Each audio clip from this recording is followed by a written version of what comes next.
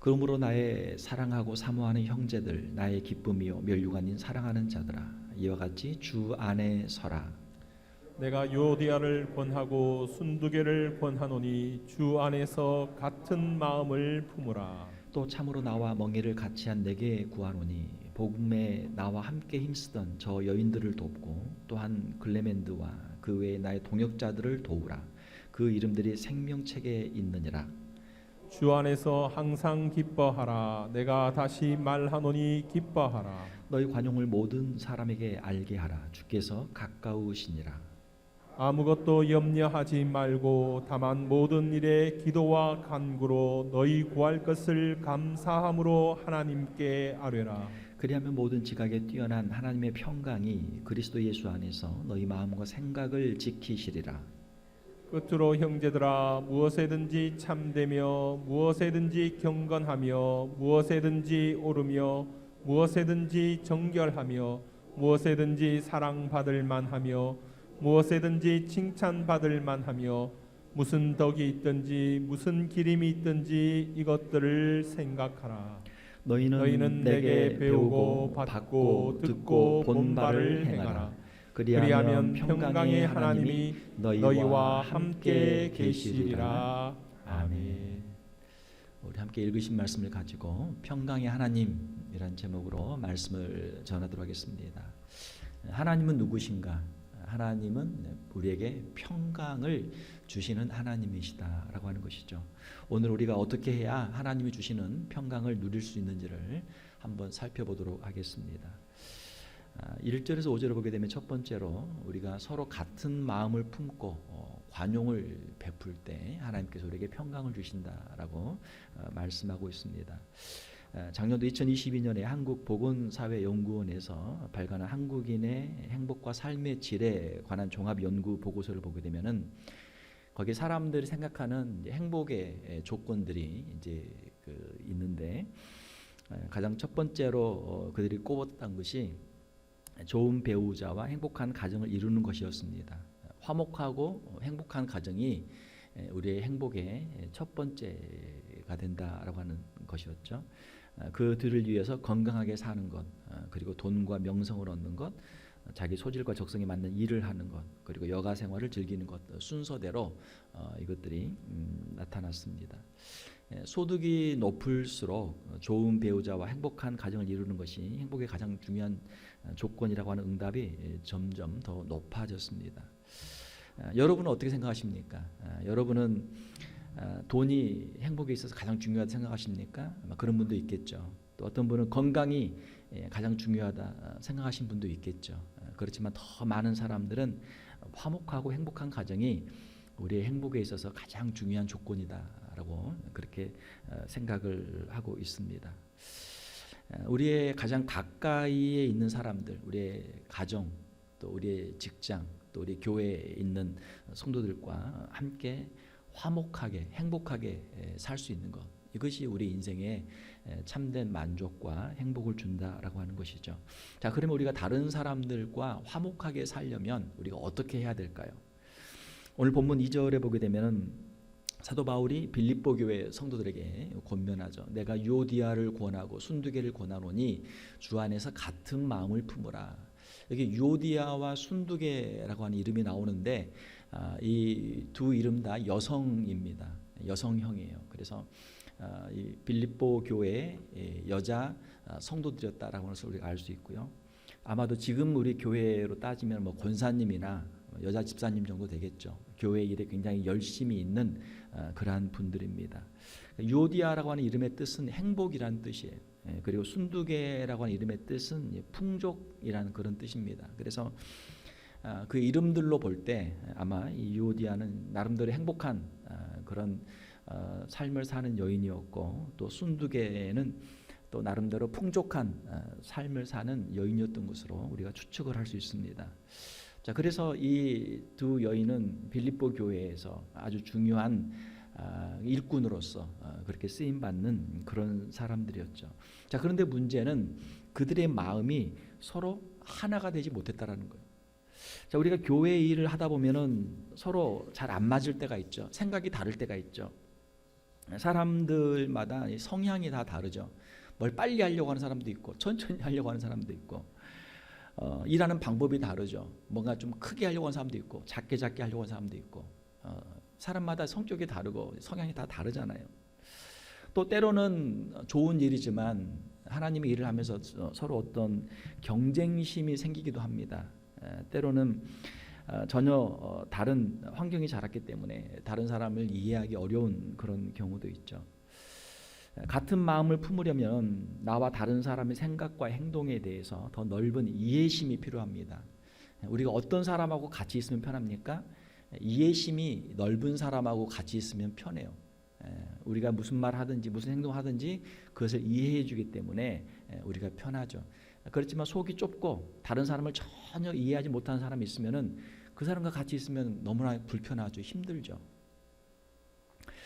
사도 바울은 교회 일꾼들을 향해서 주 안에서 같은 마음을 품으라라고 말씀을 하고 있습니다. 주 안에서 같은 마음을 품으라라고 하는 것은 주님을 위해서 한 마음을 품으라라고 하는 것이죠. 우리가 다양한 사람들이 모였을 때 서로 다른 것을 강조하면 결국은 헤어지게 돼요.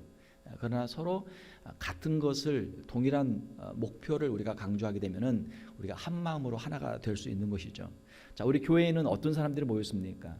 다양한 사람들이 모였잖아요. 그러나 우리가 한 가지 목적, 한 가지 이유 때문에 모였죠. 그것은 무엇입니까? 예수 그리스도를 믿는 믿음으로 우리가 함께 모인 줄 믿습니다. 그래서 사도 바울은 너희들이 서로 다 다른 거 안다. 자, 그러나 주 안에서 주님을 위해서 너희가 같은 마음을 품으라라고 그렇게 말씀을 하고 있는 것이죠. 자, 여러분들이 교회로 오실 때 다 자동차를 타고 오셨죠. 자동차를 보게 되면 어떻습니까? 서로 다른 그 성질들, 다른 모양들이 모여서 자동차를 이루고 있죠. 어떤 부분은 스틸이고 또 어떤 부분은 유리가 있고 글래스가 있고 또 어떤 부분은 고무가 있죠. 타이어 같은 거, 러버가 있고 또 거기에 들어가는 거 보면 어떤 거에는 오일이 들어가는 부분도 있고 또 어떤 거는 물이 들어가는 부분도 있고 그 앞에 윈드실드 같은 경우 워셔액이 들어가죠. 또 어떤 건 또 뒤에 가스가 있어야 되죠. 서로 다른 성질, 서로 다른 모양, 다른 역할들을 가지고 서로 하나가 될 때 차가 잘 굴러가죠. 만약에 쇠가 자동차가 튼튼해야지 쇠가 있어야지 자동차에 무슨 유리가 있냐 유리는 빼라 이렇게 한다라 할지 자동차에 이 물과 또 이 기름이 서로 싸운다라 할지 가스가 서로 싸운다라 할지 가스는 다 빼라 이러면은 차가 굴러갈 수 없는 것이죠. 자, 우리가 교회를 보게 되면 어떻습니까? 교회에도 다양한 사람들이 모이죠. 나와 성격이 다르고 성질이 다르고 역할이 다르고 모양이 다른 그런 다양한 사람들이 모이죠. 하나님께서 이렇게 다양한 사람들을 교회에 모으신 이유가 무엇일까요? 다양한 역할들을 통해서 교회에 다양한 사역들을 하기 위해서 다양한 사람들을 한 교회에 주님이 모으신 줄로 믿습니다. 주님이 하신 거예요. 나와 다른 사람을 교회에서 다 쫓아낸다면 결국 나 혼자만 남게 되는 거죠. 우리가 신앙생활을 잘 하려면 우리의 마음에 어떤 마음이 필요하냐면 당신은 우리에게 꼭 필요한 사람입니다. 너는 우리 교회 필요 없어. 이렇게 말하면 그 사람이 문제인 사람이죠. 우리가 모든 성도들 또 우리 직분자들을 대할 때 당신이 우리 교회에 꼭 필요한 사람입니다. 하나님께서 당신 우리 교회에 보내주셨습니다. 우리 교회 필요해서 하나님이 당신 우리 교회에 보내주셨습니다. 이렇게 우리가 다른 사람들을 우리가 환영하고 또 다른 사람들을 축복할 수 있는 우리 성도들이 되어야 될 줄 믿습니다. 자, 우리가 서로 생각이 다르고 마음이 달라도 무엇을 위해 모였다고요? 주님을 위해서. 주님을 위해서 우리가 모인 것이죠. 주 안에서 같은 마음을 품으라. 같은 마음을 품으라. 교회에서도 가장 중요한 행복의 조건은 바로 화목한 교회가 되는 것입니다. 아무리 교회가 크고 아무리 사람들이 많아도 서로 마음이 달라서 서로 경쟁하고 시기하고 질투하고 다툰다면 그 교회가 결코 행복한 교회가 될 수 없는 것이죠. 사도 바울의 권면과 같이 주 안에서 같은 마음을 품고 화목한 우리 직분자들, 성도들이 다 되시기를 주님의 이름으로 축원합니다. 자, 5절에 보게 되면 너희 관용을 모든 사람에게 알게 하라 주께서 가까우시니라라고 말씀하고 있죠. 사도 바울은 다른 사람들에게 관용을 베풀라라고 말씀하고 있습니다. 관용이라고 하는 것은 무엇입니까? 관용은 너그러운 마음이죠. 다른 사람의 허물과 부족한 것들을 볼 때 어떻게 하는 것입니까? 그것을 덮어주는 것이죠. 덮어주는 것이죠. 우리는 다 부족한 사람들이죠.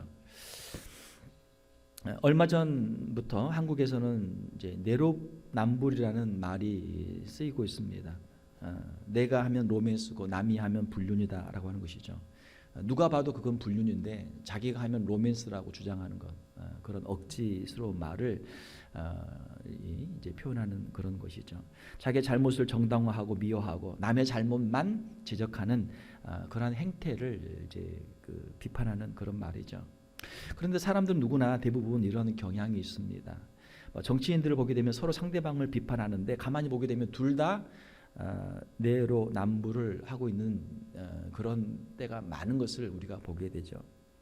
이 내로남불이라는 말과 대조되는 말이 있습니다. 그것은 바로 자엄타관이란 말입니다.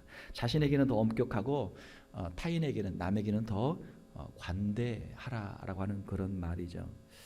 소인배는 내로남불을 하고 맨날 남 탓을 하는 것이고 대인배는 성인군자는 자엄타관 자신의 부족함을 돌아보고 다른 사람의 허물을 덮어주는 사람이 되는 것이죠.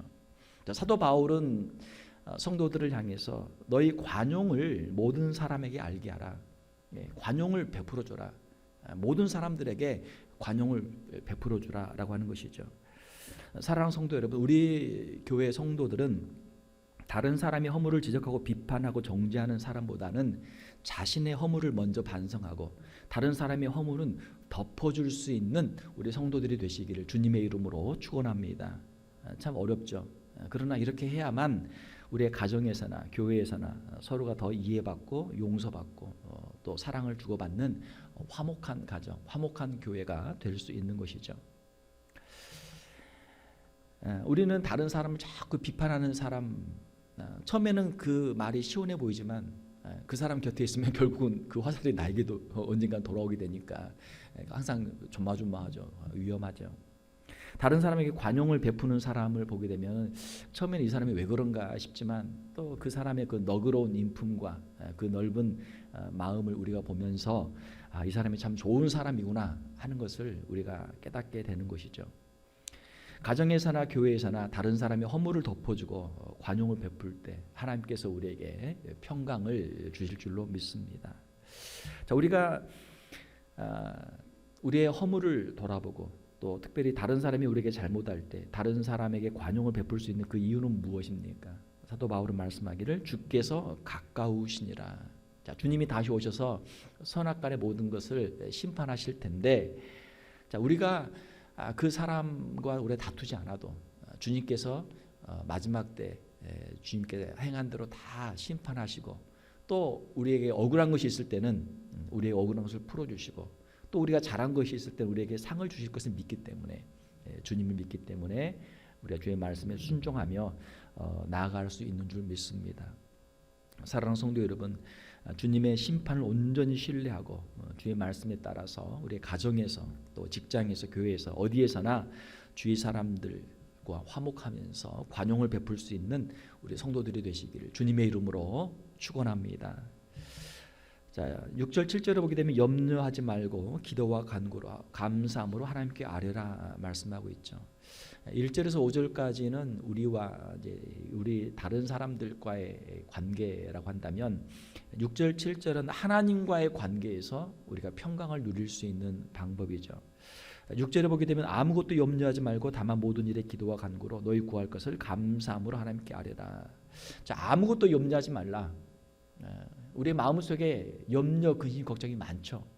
야, 과연 우리 집안이 어떻게 될까? 사업이 어떻게 될까? 교회가 어떻게 될까? 우리 장래의 미래가 어떻게 될까? 우리가 걱정하고 염려하는 것들이 많죠.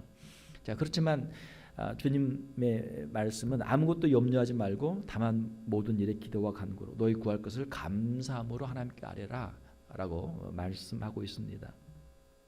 사랑하는 성도 여러분, 우리의 모든 염려들을 주님께 맡길 수 있는 우리 믿음의 성도들이 되시기를 주님의 이름으로 축원합니다. 자, 우리가 염려되는 것이 있을 때마다 어떻게 하면 돼요? 그걸 그냥 주님께 맡기면 돼요. 염려가 찾아올 때마다 그걸 다시 주님께 맡기면 돼요.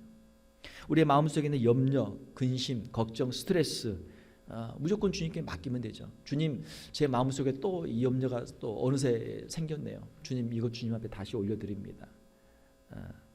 사랑하는 성도 여러분, 우리가 주님을 신뢰할 때 주님께서 우리에게 마음의 평강을 주시는 줄 믿습니다. 우리의 인생 주님의 손 안에 있죠. 주님의 손 안에 있습니다. 기도할 때 감사함으로 하나님께 기도하라 말씀하고 있죠. 우리가 감사하는 이유들이 여러 가지가 있죠. 지금까지 지내온 것이 다 하나님의 은혜인 줄 믿습니다. 우리가 감사할 때 우리에게 주신 것을, 지금까지 우리가 주셨던 것들을 우리가 감사해야 되고, 또 우리에게 아직 남아있는 것들을 인해서 우리가 주님께 감사해야 되고, 또 우리의 미래를 바라보면서 주님이 이루실 미래의 그 약속들을 바라보면서 우리가 미리 또한 감사할 수 있는 줄 믿습니다. 자, 그러면 하나님 우리의 마음에 평강을 주신다라고 말씀하고 있죠. 7절에 보게 되면 그리하면 모든 지각에 뛰어난 하나님의 평강이, 모든 지각, all understanding, 모든 지각, 우리의 모든 생각, 모든 이해보다 더 뛰어난 하나님의 그 지혜, 하나님의 생각, 우리의 생각보다 더 뛰어나신 하나님의 생각으로, 하나님의 방법으로 하나님께서 우리 안에서 역사하실 것이다 라고 하는 것이죠. 우리가 보는 것은 극히 제한되잖아요. 우리는 그 안에서 그냥 걱정하고 염려하지만 더 크게 보면 하나님의 관점에서 보게 되면 이 모든 것도 합력하여 선을 이루게 될 줄로 믿습니다. 하나님의 평강이 그리스도 예수 안에서 너희 마음과 생각을 지키시리라. 자, 우리가 염려를 주님께 맡기고 우리가 기도하고 우리가 하나님께 감사하면 하나님께서 우리의 마음에 평강을 주신다라고 하는 것이죠. 사랑하는 성도 여러분, 하나님은 지금도 살아계신 줄 믿습니다. 온 우주 만물을 창조하시고 주관하시고 다스리는 하나님, 우리의 미래에도 함께하여 주시고 우리의 생명도 우리 주님이 책임져 주실 줄로 믿습니다. 주님께 맡기면 우리의 마음에 평강이 찾아오죠. 하나님께서 우리의 인생을 책임져 주실 줄 믿습니다. 우리의 모든 인생의 문제를, 염려를 다 주님께 맡기고 오직 감사로 주님 앞에 기도로 살아가는 우리의 성도들이 되시기를 주님의 이름으로 축원합니다. 자, 마지막 세 번째로는 우리 자신이 그러면 어떻게 해야 될 것인가? 8절과 9절에 기록되어 있죠. 자, 이웃과의 관계에서는 우리가 한 마음을 품고 우리가 관용을 베푸는 것이고, 하나님과의 관계에서는 우리의 염려를 맡기고 우리가 기도와 간구로 감사하는 것이고, 우리 자신을 어떻게 할 것인가? 우리 자신은 선한 것을 생각하고 이것을 실천하라라고 사도 바울이 권면을 하고 있죠. 8절에 보게 되면 끝으로 형제들아, 마지막으로 형제들아, 무엇에든지 참되며 거짓 것은 버리고 참된 것을 생각하고, 무엇에든지 경건하며, 불경건하고 세속적인 더러운 것은 생각하지 말고 하나님 앞에서 경건한 것들을 생각하고, 무엇에든지 오르며 무엇에든지 정결하며 무엇에든지 사랑받을 만하며 무엇에든지 칭찬받을 만하며 무슨 덕이 있든지, 여기서 덕이라고 하는 것은 이제 영어로 보게 되면 excellence인데 아주 뛰어난 것, 하나님 앞에서 칭찬받을 만한 아주 훌륭한 것이 있는 것을 생각하라. 그리고 무슨 기림이 있든지, 이 기림은 이제 칭찬받을 만한 것이죠. 이것들을 생각하라. 그러니까 우리의 생각이 중요하죠. 사람은 생각이 중요합니다. 사람은 생각하는 방향으로 사람은 가게 돼 있어요. 그래서 우리는 생각이 중요합니다. 내가 좋은 생각을 하게 되면은 우리가 좋은 일을 하게 되죠. 나쁜 생각을 하게 되면은 자꾸 그쪽 방향으로 가게 되니까 결국 나쁜 일을 하게 되죠. 그러니까 우리의 마음을 우리가 잘 다스려야 돼요. 우리의 생각을 우리가 잘 다스려야 돼요. 좋은 생각을 해야 되고 바른 생각을 해야 되고 긍정적인 생각을 해야죠. 우리가 죽을 생각보다는 살 생각을 해야 되고 나쁜 것보다는 좋은 것을 생각해야 되고, 그렇게 해야 하나님이 주시는 복을 누리게 되는 것이죠. 우리의 영적인 싸움은 우리 안에서 일어납니다. 우리가 하나님의 말씀을 읽고 우리가 찬송하고 기도하면 하나님께서 우리의 심령 가운데 좋은 마음, 좋은 생각들을 심어주시는 줄 믿습니다. 그렇죠? 이것이 영적 전쟁에서 승리하는 비결이죠. 하나님의 말씀도 멀리하고 찬송도 안 하고 기도도 멀리하면 어떻게 됩니까? 세상의 염려, 근심, 걱정, 세상에 그냥 나쁜 소식들, 나쁜 것들로 그냥 우리의 마음이 심란하게 되고 자꾸 그쪽으로 우리의 마음을 빼앗기게 되는 것이죠. 9절에 보게 되면 너희는 내게 배우고 받고 듣고 본 바를 행하라. 그리하면 평강의 하나님이 너희와 함께 계시리라. 자, 우리가 좋은 생각을 하게 되면 좋은 생각으로 그치지 않고 좋은 일로 우리가 행동으로 나가야 되는 것이죠. 사도 바울은 빌립보 교회 성도들에게 자신의 가르침과 본을 받아서 믿음 안에서 선을 실천하도록 그렇게 권면하고 있습니다. 우리의 신앙생활을 우리가 어떻게 하면 잘하는가? 하나님 앞에서 우리가 좋은 생각들을 하는 것이고, 그리고 우리가 하나님 앞에서 배운 좋은 생각들을 실천하는 것이죠. 행동으로 옮기는 것이죠. 우리가 말씀을 읽으면서 깨달은 것이 있으면은 우리가 실천하고, 기도하는 가운데 하나님께서 우리에게 어떤 좋은 생각을 주시면 그것 실천하고, 또 우리가 성도들을 보면서 훌륭한 믿음의 성도들을 보게 되면은 그것을 본받고, 빌립보 교회 성도들이 사도 바울의 그 신앙의 본을 받았던 것처럼 우리도 신앙이 좋은 분들이 있으면 그래 나도 저것도 한번 보고 나도 배웠으니까 나도 한번 실천해 봐야지, 이런 마음을 가지고 우리가 실천할 때 우리의 신앙이 더 성장하고 성숙하게 되는 것이죠. 처음부터 큰 것을 실천하려면 어렵습니다. 그때는 이제 작은 것부터, 정말 작은 것부터 하나씩 실천하는 것이죠. 그리고 매일 하루에 하나씩 작은 것이라도 꾸준하게 우리가 선행을 실천하게 되면은 그것들이 쌓여서 우리의 삶 속에서 하나님이 기뻐하시는 일들이 충만하게 되는 것이죠. 우리가 죄를 짓고 나면은 이제 유혹 때문에 죄를 짓게 되는데, 죄를 짓고 나면 당장은 그 죄의 유혹이 달콤하지만 그 죄를 짓고 나면 어떻습니까? 마음이 불안해요. 왜? 죄를 지었으니까. 양심이 괴롭고, 또 누가 이것을 알게 되면 얼마나 또 부끄러울까. 또 이것이 온 세상에 드러나게 되면 사람들한테서 부끄러워서 어떻게 얼굴을 들고 다닐까.